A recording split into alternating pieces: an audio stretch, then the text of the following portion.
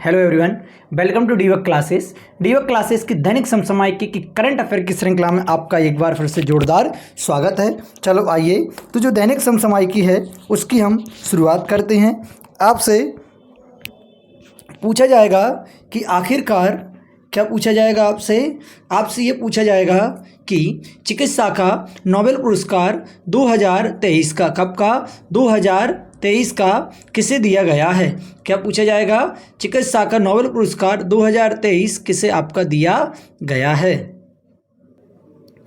तो 2023 का किसे दिया गया है, तो ये दो महिलाएं हैं जिन्हें ये पुरस्कार दिया गया है।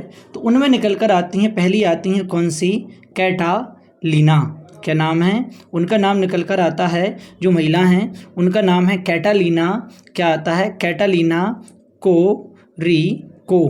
क्या है, कैटालीना कोरिको हैं, जो कहाँ की हैं, हंगरी की हैं। कहाँ की आती हैं, हंगरी की हैं, कैरोलिना कोटोनो। फिर एक और आती हैं, जो दो व्यक्तियों को इसमें नोबेल पुरस्कार दिया गया है, तो उनका नाम क्या है, वो हैं आपकी बीसमैन। कौन है, बीसमैन, जो कहाँ की हैं, यूएसए की हैं। दोनों महिलाओं के लिए दिया गया है।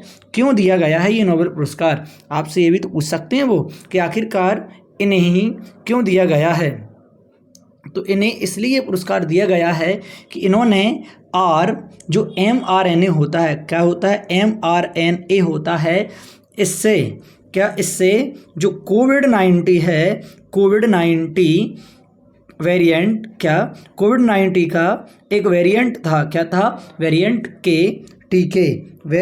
के जो टीका है, टीके का क्या किया था, टीके का क्या किया था, विकास किया था। क्या किया था, विकास इन्होंने किया था, यूँ कह सकते हैं, उससे क्या किया था, इन्होंने विकसित किया हुआ था। और अगर मैं बात करता हूँ, ये हमने देख लिया, कुछ स्टैटिक अगर हम बात कर लें, थोड़ा सा हम समझ लें कि आखिरकार 2023 का इन्हें दिया गया है, 2022 का किसे दिया गया है। 2022 का चिकित्सा का दिया गया था किसके लिए, स्वांते पावो। कौन आती हैं, स्वांते पावो आती हैं। और थोड़ी सी हम जानकारी खंगालने की कोशिश करते हैं, किसके बारे में, नोबेल प्राइज के बारे में। किसके बारे में, नोबेल प्राइज के बारे में। तो देखिएगा, ये स्टार्ट कब से हुआ था, तो स्टार्ट हुआ था कब से, 1901 से। कब से, 1901 से स्टार्ट हुआ था। और दिया कब जाता है, तो 10 दिसंबर को प्रत्येक वर्ष ये क्या दिया जाता है, डिस्ट्रीब्यूट किया जाता है।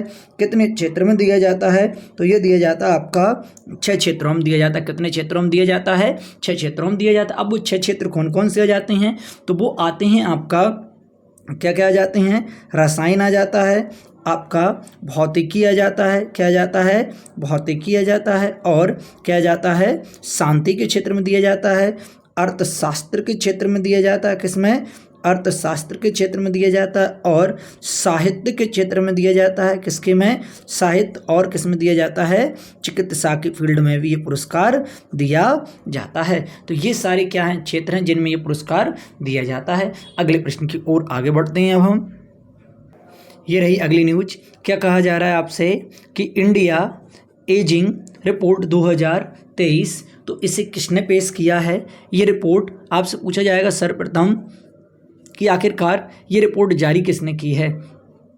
जारी की है संयुक्त, किसने की है, तो जारी की है संयुक्त राष्ट्र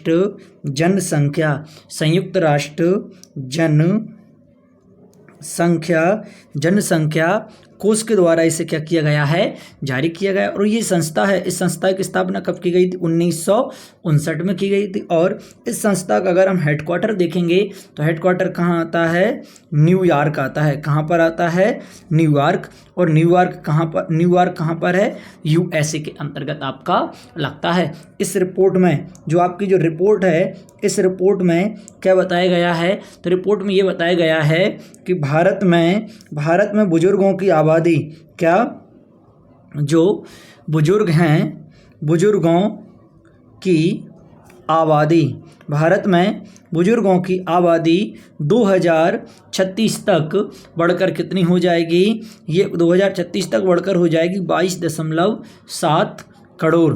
क्या हो जाएगी, 22.7 करोड़ हो जाएगी। कुछ अभी रैंकिंग आई थी, उन रैंकिंग के बारे में थोड़ी चर्चा कर लेंगे हम। जैसे अभी आई थी आपकी प्रेस फ्रीडम इंडेक्स, क्या आई थी, PRESS press freedom freedom index, इसमें भारत की रैंक क्या थी, 161वीं रैंक आई थी। और अगर हैप्पीनेस इंडेक्स की बात करते हैं, किसकी, हैप्पीनेस इंडेक्स में भारत की रैंक क्या थी, 126वीं थी। और आपसे टेस्ट में पूछा गया था, वही प्रश्न है, फायर पावर इंडेक्स कौन सी, फायर पावर इंडेक्स में भारत की रैंक कौन सी थी, 4th पायदान पर भारत आपका था। ठीक है, अगले प्रश्न की ओर बढ़ते हैं अब हम, बने रहिए वीडियो क्लासेस के साथ। यह है आपका अगला प्रश्न, जिसमें कहा जा रहा है, क्या कहा जा रहा है आपसे कि याओगन 33-4 जासूसी उपग्रह, याओगन 33-4 जासूसी उपग्रह किस देश ने लॉन्च किया है, तो इसे किया है किसने, चाइना ने। किसने लॉन्च किया है इसे, तो इसे चाइना ने हाल ही में आपका क्या किया है, लॉन्च किया है। और लॉन्च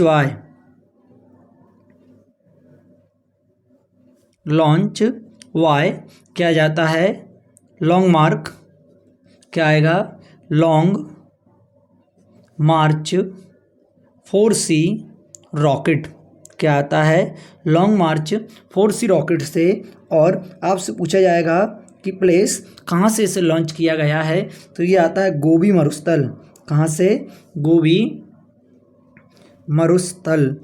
मरुस्थल से क्या किया गया है, लॉन्च किया गया। कौन सा उपग्रह, ये आपका उपग्रह था। चलो, कुछ महत्वपूर्ण आपकी स्टैटिक है, उसके बारे में हम थोड़ी चर्चा करते हैं।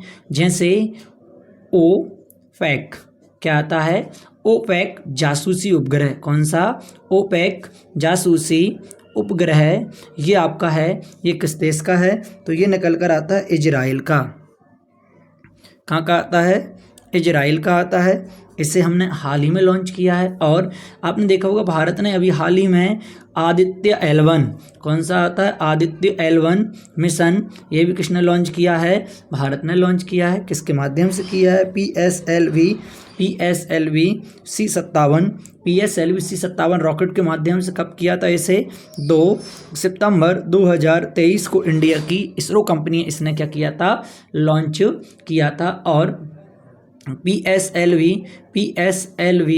C-56 के द्वारा सिंगापुर ने, किसने, सिंगापुर ने 7 उपग्रह, क्या, 7 उपग्रह लॉन्च किए थे। क्या किए थे, 7 उपग्रह लॉन्च किए हुए थे। किसके माध्यम से, PSLV C-56 के माध्यम से। और अगर मैं बात करूं, जो हमारा अभी कुछ दिन पहले इंडिया के द्वारा चंद्रयान 3 को लॉन्च किया गया था, वो किससे किया गया था, LVM 3 M4 के द्वारा लॉन्च किया गया था। ठीक है, अगले प्रश्न की ओर बढ़ते हैं अब हम। यह है आपकी अगली न्यूज, जिसमें कहा जा रहा है कि हाल ही में ICC, BCCI और यूनिसेफ ने कौन सी CRIIO4 गुड पहल क्या की है, लॉन्च की है। तो कहाँ से की है, तो प्लेस आपसे पूछा जाएगा, तो प्लेस आती है, क्या आता है आपका प्लेस, गुजरात। कहाँ से की है, गुजरात से हाल ही में इन्होंने लॉन्च की हुई है। और अगर आपसे पूछा जाए कि किसने लॉन्च की है, तो PM मोदी द्वारा, किसके द्वारा, माननीय श्री नरेंद्र मोदी जी द्वारा इसे लॉन्च किया गया है। 2 मिनट, माय मिस्टेक। कहाँ से लॉन्च किया गया, गुजरात में, तो गुजरात में किया गया मोदी स्टेडियम से। कहाँ से, मोदी स्टेडियम से लॉन्च इसे किया गया। और मोदी स्टेडियम कहाँ है, अहमदाबाद में है। अगर हम बात करें इसका उद्देश्य क्या है, जो योजना है इसका उद्देश्य क्या है, इसका उद्देश्य है कि समलैंगिकता स्थापित करना व 1000 बच्चों को जो ऑनलाइन एजुकेशन मॉड्यूल जारी करना। क्या करना है, उद्देश्य है लैंगिक, क्या निकल कर आता है, उद्देश्य लैंगिक समानता स्थापित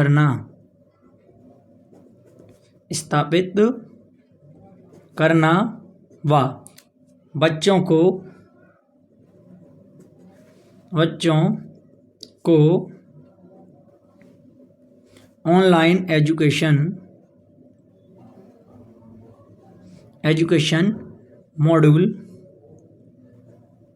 जारी करना। ये क्या है, इसका उद्देश्य है इस योजना का, जो आपकी मोदी स्टेडियम से लॉन्च की गई है। कुछ और हम महत्वपूर्ण जीके इसके तहत हम देख लेंगे। जैसे जो हमारा आईसीसी क्रिकेट वर्ल्ड कप 2023 है, इसका शुभांकर क्या है? शुभांकर आ जाता है क्रिप्टो वर्ष आ जाता है शुभांकर। आपको पता होगा अभी चाक परियोजना है किस राज्य द्वारा लागू की गई है? तो स्कूल की शिक्षा के लिए है। स्कूल की शिक्षा में गुणवत्ता बढ़ाने के लिए ये भी शिक्षा से संबंधित कहाँ से की गई? छत्तीसगढ़ से शुरू की गई है हाल ही में। तो ये भी आपका क्या हो जाता है? महत्वपूर्ण प्रश्न हो जाता है। ठीक है, अगले प्रश्न की ओर बढ़ते हैं अब हम। ये रहा आपका अगला प्रश्न, जिसमें कहा जा रहा है आपसे कि अंतर्राष्ट्रीय कॉफ़ी दिवस, क्या बताया जा रहा है कि आखिरकार अंतर्राष्ट्रीय कॉफ़ी दिवस आपका कब मनाया जाता है? ये आपसे प्रश्न पूछा जा रहा है। तो अंतर्राष्ट्रीय कॉफ़ी दिवस मनाया जाता है आपका कब? 1 अक्टूबर को। कब मनाया जाता है? 1 अक्टूबर को अंतर्राष्ट्रीय कॉफ़ी दिवस आपका मनाया जाता है। ठीक है, आगे कुछ हम प्रश्न देखते हैं। जैसे क्या पूछा जाएगा? जो अंतर्राष्ट्रीय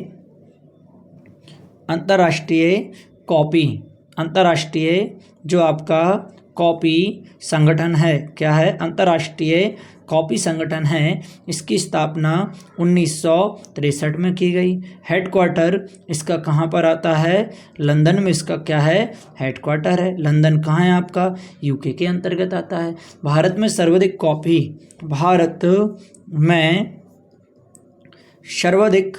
कॉफ़ी उत्पादक राज्य, पहले नंबर पर क्या आता है आपका? कर्नाटक आता है। पहले नंबर पर क्या आता है? कर्नाटक आता है। दूसरे पे क्या आ जाता है? केरल आता है। और भारत में सबसे ज़्यादा कौन सी कॉफ़ी होती है? तो भारत में 70% कौन सी? रोबस्टा कॉफ़ी होती है। कौन सी होती है? रोबस्टा कॉफ़ी भारत में का उत्पादन होता है। क्या होता है? रोबस्टा कॉफ़ी का भारत में सबसे ज़्यादा उत्पादन आपका होता है। अगर हम बात करें, किसकी बात करें कि पाँचवीं world coffee WRLD world coffee सम्मेलन, कॉफ़ी एक्सपो 2023, तो ये कहाँ पर हुई? तो ये आपके बेंगलुरु में संपन्न हुई। कहाँ पर हुई? एक्सपो कॉफ़ी बेंगलुरु में संपन्न हुई। अगर आपसे पूछ ले जो आपका ब्रांड एम्बेसडर है इसका, वो कौन निकल कर आते हैं? रोहन बोपन्ना। कौन से आते हैं? रोहन बोपन्ना इसके ब्रांड एम्बेसडर आ जाते हैं। अगर हम बात करें ब्राज़ील में, जो ब्राज़ील में कॉफ़ी के बाग, जो कॉफ़ी है, कॉफ़ी के बागान को क्या कहा जाता है? तो वहाँ पर इसे फेजेंडा के नाम से जाना जाता है। क्या कहते हैं? फेजेंडा कहा जाता है। इसके बागान हैं उनके लिए। और कॉफ़ी की शुरुआत भारत में कहाँ से की गई थी? कॉफ़ी की शुरुआत कहाँ पर? भारत में कॉफ़ी की शुरुआत कहाँ से की गई थी? बाबा बुदन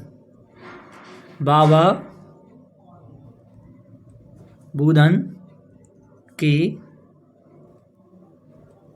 पहाड़ी। बाबा बुदन की पहाड़ी कहाँ पर है? तो ये कर्नाटक में। कहाँ पर है बाबा बुदन की पहाड़ी? कर्नाटक में निकल कर आती है। ये रहा आपका अगला प्रश्न, जिसमें कहा जा रहा है कि माननीय श्री नरेंद्र मोदी ने महसाणा भटिंडा से गुरुदासपुर गैस पाइपलाइन की शुरुआत कहाँ से की है? तो माननीय श्री नरेंद्र मोदी जी ने, अगर आपसे प्लेस पूछा जा रहा है तो ये उन्होंने की है चित्तौड़गढ़ राजस्थान से। कहाँ से?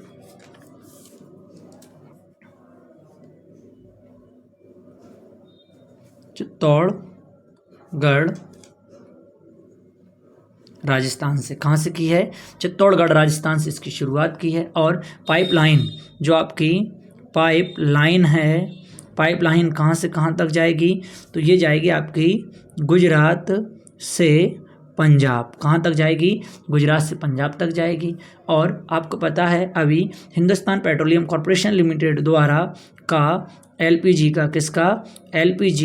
का प्लांट एलपीजी का प्लांट कहाँ लगा है? आबू रोड पर लगा हुआ है। आबू रोड राजस्थान में ये लगा हुआ है। और अगर हम बात करते हैं एशिया की सबसे बड़ी, क्या एशिया की सबसे बड़ी, क्या सबसे बड़ी एशिया की सबसे बड़ी हेलीकॉप्टर निर्माण फैक्ट्री, हेलीकॉप्टर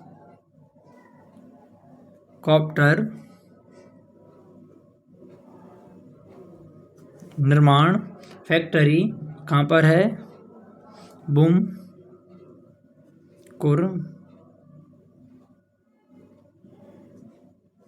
कर्नाटक। बुमकुर कहाँ आ रही है? कर्नाटक।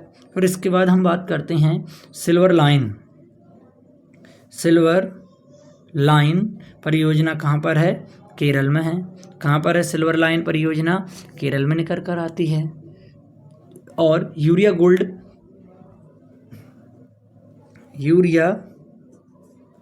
गोल्ड कहाँ लॉन्च किया गया? तो सीकर राजस्थान में। कहाँ पर? सीकर राजस्थान में। लाडली बहना आवास कहाँ से संबंधित? मध्य प्रदेश से संबंधित। लाडली बहना योजना कहाँ से संबंधित? मध्य प्रदेश से संबंधित है। विश्वकर्मा योजना की शुरुआत कब की गई थी? तो उसकी शुरुआत की गई थी आपकी 17 सितंबर 2023 को। ठीक है, अगले प्रश्न की ओर बढ़ते हैं अब हम। अगली न्यूज है जिसमें कहा जा रहा है कि देश का पहला सोलर रूफ साइकिलिंग ट्रैक, ये क्या है? जहाँ पर हम साइकिल का ट्रैक बना हुआ है, जहाँ पर साइकिलिंग चलाई जाती है, उसके ऊपर क्या लगाई गई हैं? सोलर प्लेट लगाई गई हैं। कितनी सोलर प्लेट लगाई गई हैं? तो जो सोलर प्लेट हैं, उन प्लेटों की संख्या कितनी आती निकल कर? 16,000। कितनी? 16,000 प्लेट लगाई गई हैं, जो कितना आपका 16 मेगावाट, क्या 16 मेगावाट बिजली का क्या करेगी? उत्पादन करेगी। क्या करेगी? 16 मेगावाट बिजली का उत्पादन ये करेगी। क्लियर है ना इतना? अब कुछ और हम देख लेते हैं, जैसे स्टैटिक्स से जुड़ा हुआ। अच्छा, देश का पहला, ये तो हम भूल ही गए कहाँ पर लगाया गया है। तो प्लेस अगर आपसे पूछ लिया जाए तो क्या निकल कर आता है? हैदराबाद। कहाँ पर लगाई गई है? हैदराबाद में लगाई गई है। अब कुछ स्टैटिक हम देख ले रहे, जैसे 24/7 सौर ऊर्जा से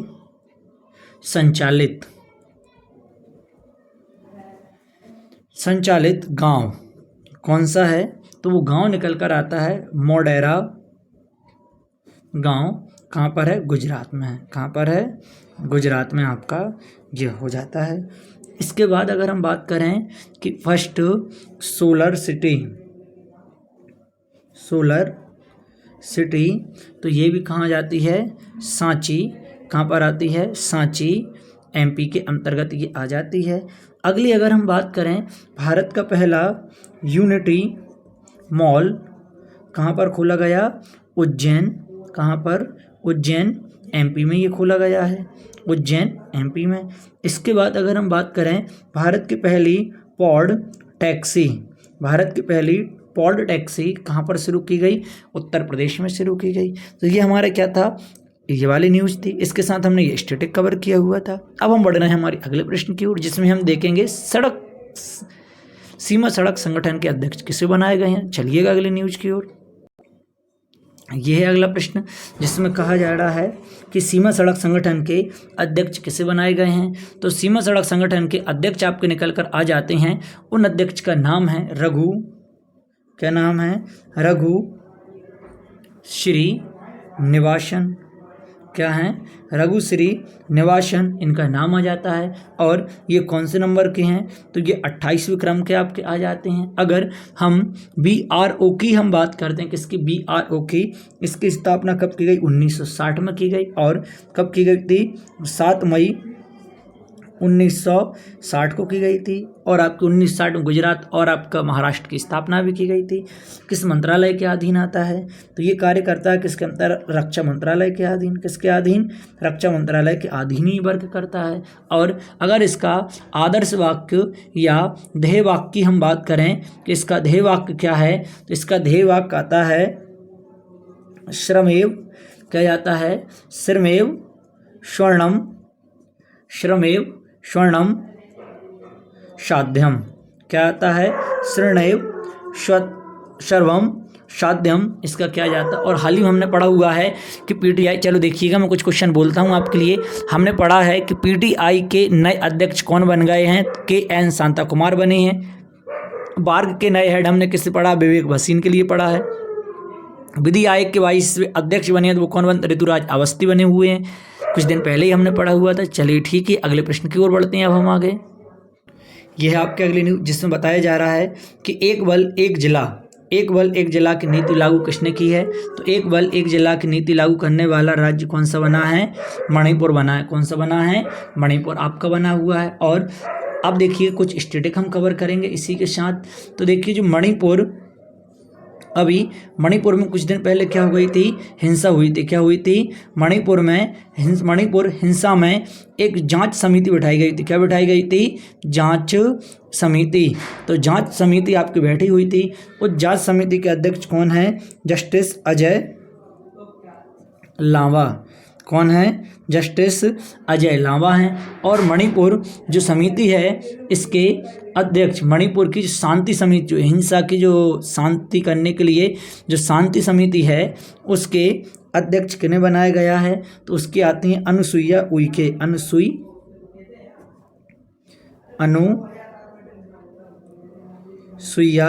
अनुसुईया उइके आ जाती हैं इसकी। ठीक है, ये आपकी क्या थी? आज की न्यूज़ थी। न्यूज़ अगर अच्छी लगी हो तो चैनल को लाइक करें एंड सब्सक्राइब करें और वीडियो को आगे तक पहुंचाएं, अर्थात वीडियो को शेयर करें। आपका दिन मंगलमय हो। Thank you.